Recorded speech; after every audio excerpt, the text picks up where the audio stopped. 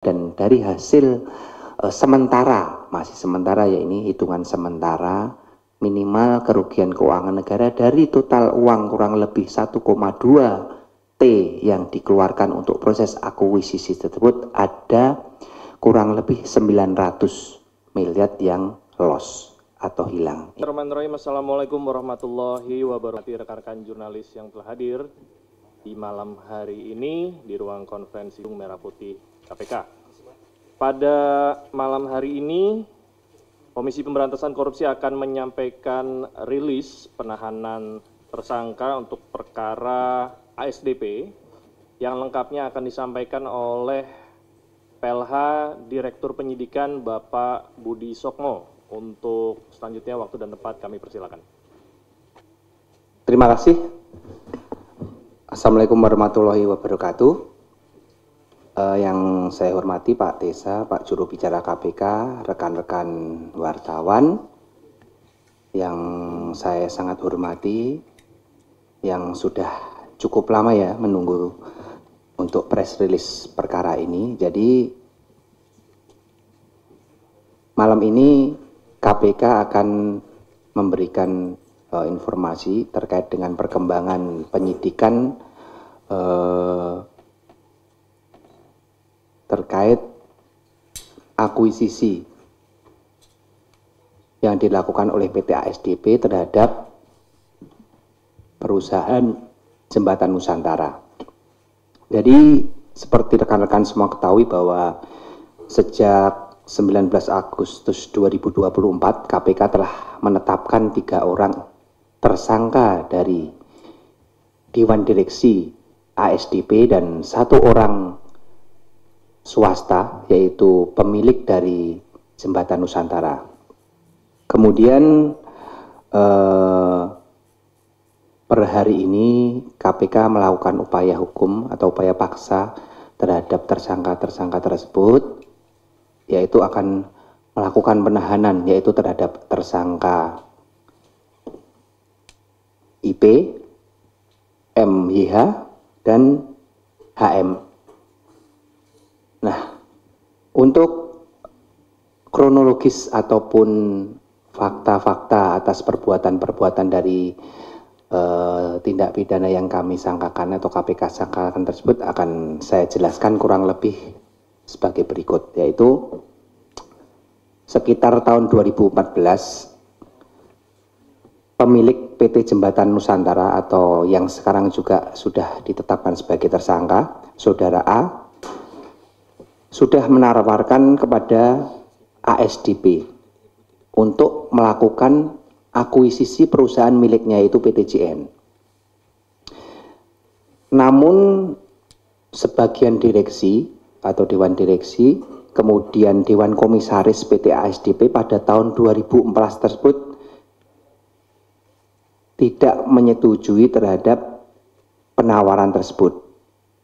Dikarenakan memang dari pihak ASDP pun sendiri mengetahui bahwa kapal-kapal milik dari perusahaan Jembatan Nusantara itu adalah kapal-kapal yang sudah berumur atau nilai ekonomisnya sebenarnya sudah tidak layak lagi untuk diakuisisi.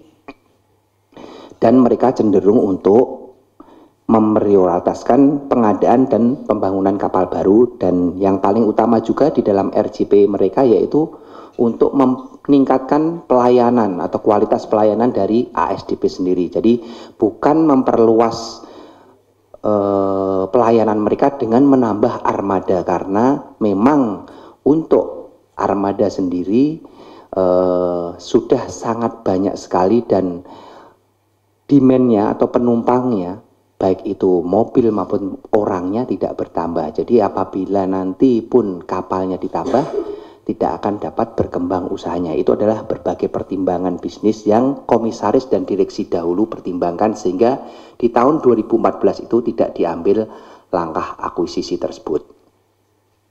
Kemudian di tahun 2017 terjadi pergantian direktur utama di ASDP yang diganti oleh Saudari IP sekarang, dan telah menjadi tersangka. Dan kemudian di awal tahun 2012 kembali lagi Saudara Aji ini atau pemilik PT JN ini mendapatkan angin segar untuk menawarkan PT JN ini untuk diakuisisi oleh ASDP. Dan ternyata sepertinya gayung bersambut, para dewan direksi yang pada saat itu tuh cenderung adalah orang-orang baru,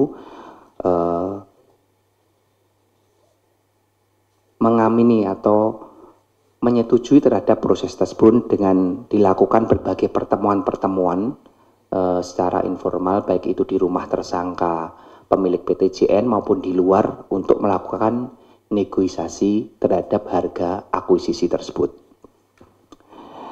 Kemudian di tahun 2019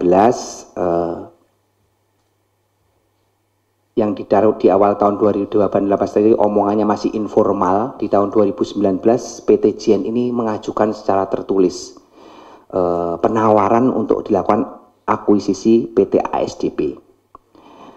Namun dikarenakan pada saat itu memang aturan akuisisi di internalnya belum ada, sehingga dibuatlah suatu konsep berupa kerjasama usaha.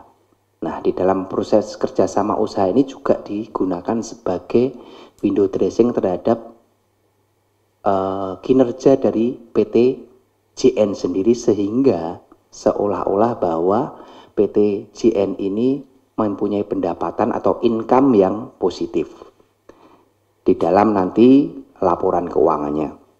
Kemudian pada bulan Juni 2019 akhirnya ditandatangani MOU terkait dengan kerjasama usaha antara PT ASDP dengan PT Jembatan Nusantara. Kemudian di tahun masih di 2019 tanggal 20 September tepatnya, Direktur Utama PT ASDP ini mengirimkan surat nomor HK 201/1/1 D29 ASDP 2019 kepada Komisaris Utama PT ASDP untuk memohon persetujuan secara tertulis atas rencana kerjasama dan usaha pengoperasian kapal dengan PT JN Group. Dalam surat tersebut hanya disampaikan terkait dengan rencana kerjasama usaha. Hal tersebut berbeda dengan surat yang dikirimkan oleh Direktur Utama kepada Menteri BUMN, yang pada intinya surat kepada Kementerian BUMN itu untuk meminta persetujuan tentang akuisisi PT Jembatan Nusantara. Dan perlu diketahui oleh teman-teman semua bahwa dalam proses akuisisi tersebut sebelum izin diajukan kepada menteri atau persetujuan itu disampaikan kepada menteri seharusnya melewati komisaris dari Dewan Komisaris dari PT ASDP. Nah, sepengetahuan dari komisaris pada saat itu adalah kerjasama akuisisi, namun ternyata berbeda, yang dikirimkan ke kementerian itu adalah permintaan persetujuan untuk akuisisi. Kemudian dalam kerjasama usaha, PT ASDP memberangkatkan kepada kapal-kapal JN yang tadi saya sampaikan di awal, itu untuk apa? Memoles seolah-olah bahwa PT JN itu kinerjanya positif. Dan ini juga untuk dressing, window dressing terhadap laporan keuangan di tahun 2020 sampai 2021 sebelum proses akuisisi di tahun 2022 dilaksanakan. PT ASDP sebenarnya belum mempunyai pedoman internal terkait dengan proses akuisisi, sehingga pada saat itu Saudara IP selaku Direktur Utama memerintahkan kepada bawahannya untuk membuat satu aturan internal atau peraturan direksi terkait dengan proses akuisisi tersebut dengan berbagai hal yang dikecualikan yang bertentangan dengan aturan di atasnya. Nah, setelah ada payung hukum secara internal di ASDP, proses akuisisi pun dilaksanakan. Dan satu hal yang perlu menjadi perhatian adalah setelah proses akuisisi tersebut dilaksanakan, aturan dikembalikan lagi ke aturan sebelumnya yang tidak diboleh berlakukan proses akuisisi di PT ASDP. Kemudian di tahun 2020 setelah peraturan direksi tadi disusun, diikuti dengan perubahan RJPP. Jadi di RJPP ASDP itu juga dilakukan perubahan dengan langsung secara letterleh menuliskan bahwa akan melakukan akuisisi terhadap 53 kapal. Nah, jadi ini sesuai dengan kapal-kapal milik Jembatan Nusantara yang akan diakuisisi. Jadi jangan sepertinya langsung menunjuk langsung bahwa di dalam RJPP-nya tertulis 53 kapal dan ini klop dengan kapal yang dimiliki oleh Jembatan Nusantara.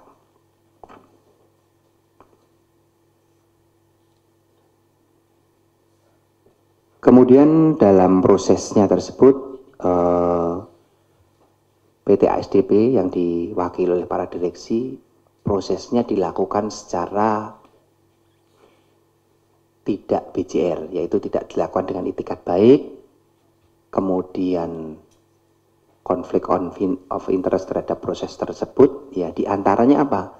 Seharusnya proses akuisisi dilakukan setelah valuasi oleh Dewan Penilai, diperoleh nilainya. Namun faktanya kita peroleh bahwa negosiasi yang secara informal di tahun 2018 telah dilakukan itu untuk menentukan harga terlebih dahulu antara pemilik PTJN dengan PT ASDP.